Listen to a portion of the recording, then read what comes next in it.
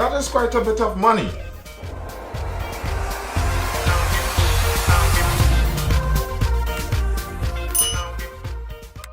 The man in the headlines these days, the Health Minister of Trinidad and Tobago, one Mr. Terence Dialsing, is in the headlines again. Well, I'm not sure if it made particular headlines per se, but at least the online headlines and on the headlines of people's aggravation and the brunt of people's anger recently off of a motion of no confidence in him over his handling of the entire COVID-19 situation. As for my opinion on that, I'm not sure if my opinion on that is resolved yet, because the COVID-19 situation is a unique one. It is a novel virus, meaning it's new, and no one really knew what was going on with the virus. So, you could allow some latitude for that. But in this case, it has nothing to do with the virus, but it has to do with luxury.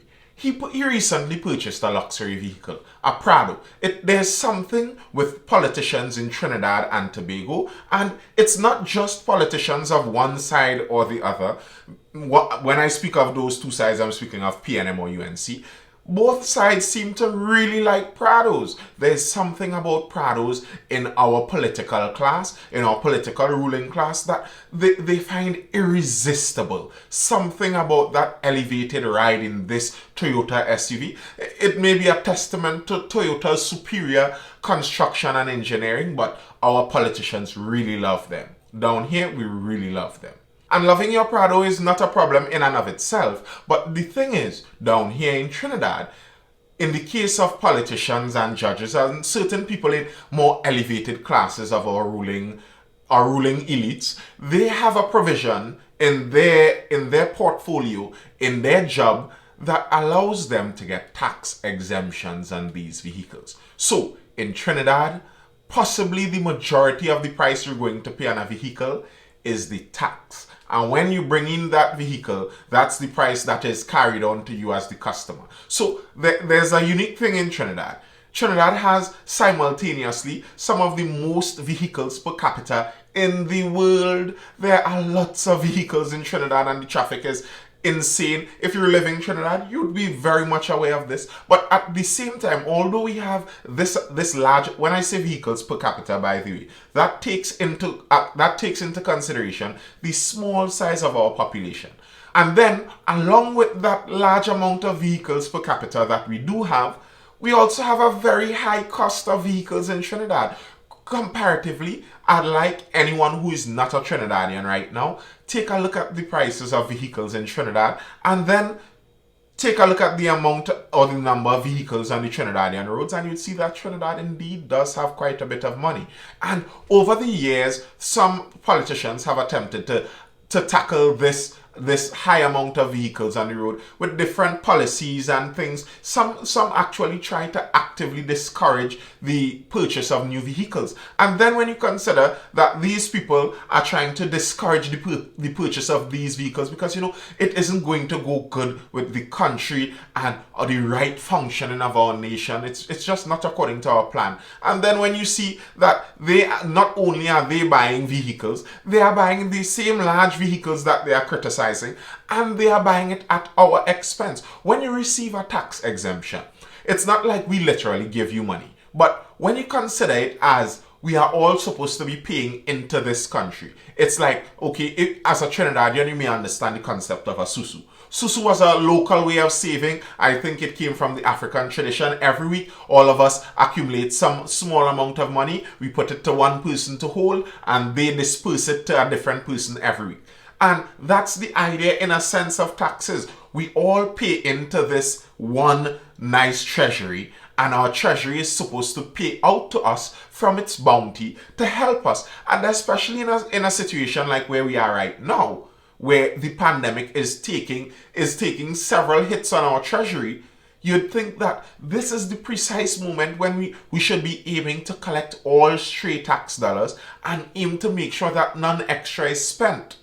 Well, that isn't what the Minister of Health is necessarily doing. And while it's well within his legal purview to do so, you could understand why some of the questions would be asked. So we'll go through some of these articles. If you haven't liked the video, please click that like button. This is a good time to do it. And if you aren't subscribed also, do subscribe. There are more videos coming out daily at 10 a.m.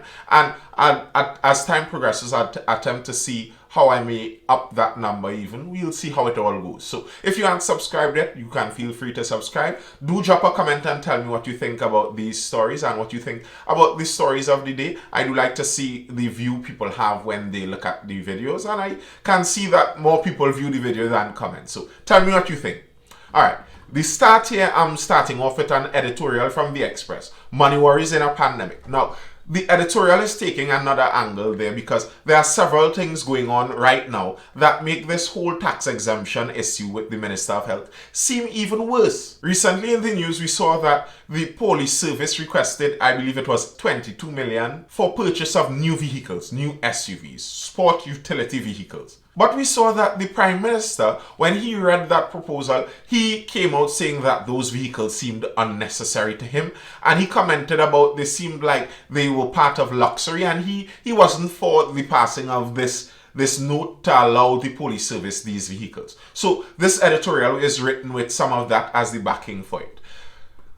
Money worries in a pandemic. Value for money should be guiding principle for government's expenditure given the country's strained expenditure during this COVID pandemic. The unanticipated but emergency spending arising out of the visitation of COVID-19 ought to speak for itself. In this regard, therefore, the request by the police administration for 22 million for the purchase of a fleet of 80 new SUVs deserved a more studied response than that provided by the Prime Minister. Having acknowledged that he was unaware as to whether the specific vehicles requested were the only kind of vehicle which officers could drive, Dr. Rowley should have requested a full and proper rationale from the Office of the Commissioner.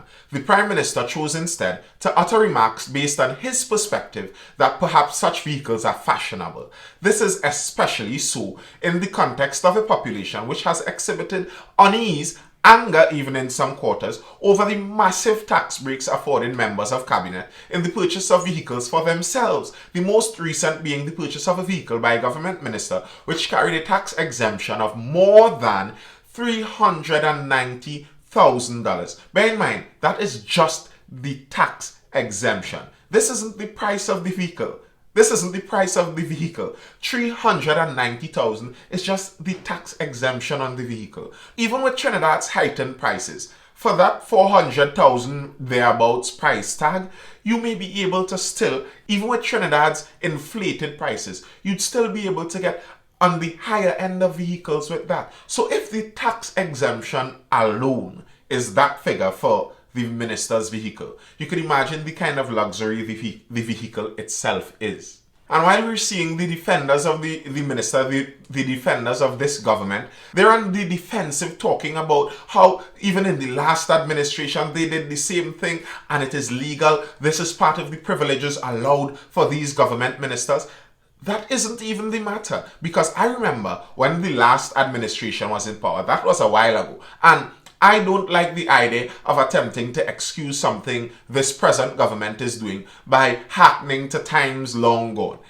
If it was wrong back then it is wrong now, and it being wrong back then doesn't somehow make it more allowable for the present government to do. But back then, a lot of the arguments many people had with a lot of the corruption that was going on, very often the words we would have heard were, "It isn't illegal. We haven't broken any laws." And that was one of the parts that many commentators in the political sphere and in the national sphere were very angered about. Because if you're ruling a country, it shouldn't just be on the basis of what is legal or illegal. If you go into the position as the leader of a country, you're supposed to be looking for the best interest of this country. It's not a matter of what is on the law books only. Because we're depending on you. Imagine this. Picture this for a moment. We are depending on these people to, if there's a problem in the law books, solve those problems. And if the laws do not work for the benefit of all the citizens of the country, these are the people that we want to change these laws. And these are the people that are skirting the laws, talking about, well, what I did isn't illegal, but you know what you did still doesn't stand up to the moral eye of the public. And you want to know how I know that they know that whole tax exemption on luxury vehicles business doesn't stand up to the public eye? Because it was last year that the present Prime Minister promised that he's going to put a cap on the level of tax exemptions he would allow on the vehicles. For these same ministers, he made that word because back then when the pandemic was starting up, there was some pressure on them, and he volunteered that sacrifice that as ministers, they are seeing the problems the country is facing and they cannot in good conscience continue on with this. You don't believe me? There's an article for proof. PM proposes cap on car tax exemptions for MPs. This was back on the 15th of October 2020. The Prime Minister on Wednesday said Cabinet will consider capping tax exemptions for the purchase of new vehicles by public office holders at $350,000, all except judges whose existing tax breaks will remain untouched. In his budget contribution in the House, Dr. Rowley said, "I will propose to my colleagues at the Cabinet that the Cabinet take the position that the average exemption on motor vehicles be capped at $350,000. He went on to explain that whether the Cabinet ministers bought the vehicle or they didn't buy the vehicle, the country still wouldn't receive any money. And that is a fair point. Whether the Minister of Health bought that luxury Prado or he didn't buy it, that $390,000 plus still wouldn't have come into the treasury. But he did buy it. It isn't a question of whether he did buy it or not. And you know how it looks because you made the promise back then. And back then, the part of the promise was a comparison because it was made after some heated calls were made from the opposition bench. And he went on to explain that he may not say it out loud, but he spends 15 to 20% of his salary on people who are not even in his employ. And that was a low-key boast to attempt to say that we are not up here looking down on you. We understand the plight of the common man. We are not just elite, but they are.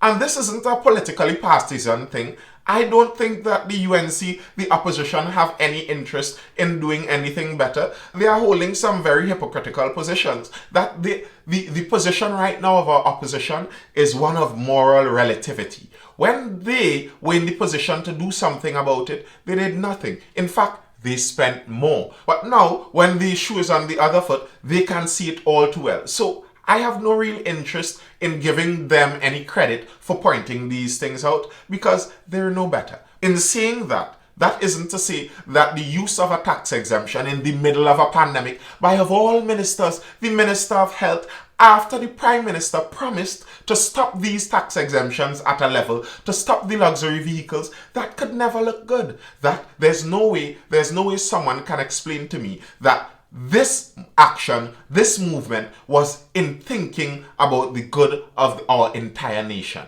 And especially when considering that this Prime Minister said that SUVs for the police was a matter of being fashionable. So are SUVs for the Minister of Health using $390,000 tax exemption, are those SUVs matters of being fashionable too? And back then, when the Prime Minister promised to make those caps on the exemption, part of the reason politically he would have seen it that he had to say such a statement was because at that very moment his Minister of Finance was removing the tax exemptions on the common vehicles for private citizens. So now, as a private citizen, you have more taxes to pay. Why? Because he was complaining back then that the private citizens are buying too many large vehicles. Is a Prado a small vehicle? They reduced the taxes on electric vehicles, on hybrids, because that's what the population should drive. So why didn't the minister buy a hybrid for himself? Or is it that they are at a level where they can drive Prados,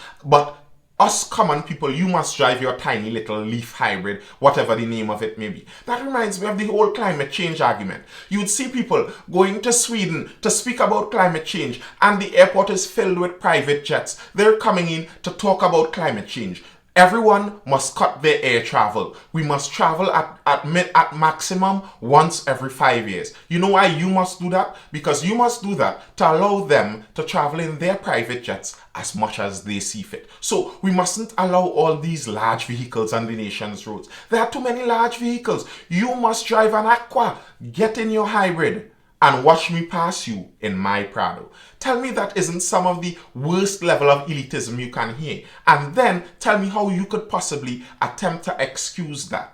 And if you're wondering what happened to those caps on the exemptions, how come this minister was recently able to still buy a vehicle over this exemption cap? Well, the exemption cap was just another one of the millions of empty promises made by politicians. Because the cap never came into place. It was a statement made to the press that held no real power to it. And when the time came to actually put it into play, it wasn't done.